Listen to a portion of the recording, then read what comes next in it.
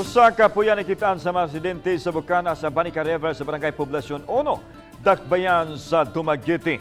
Ang fetus nakita nga murag nalubong sa tinaw nga tubig sa mabaw nga bahin sa utlanan sa Suba ug sa Pangpang sa dagat.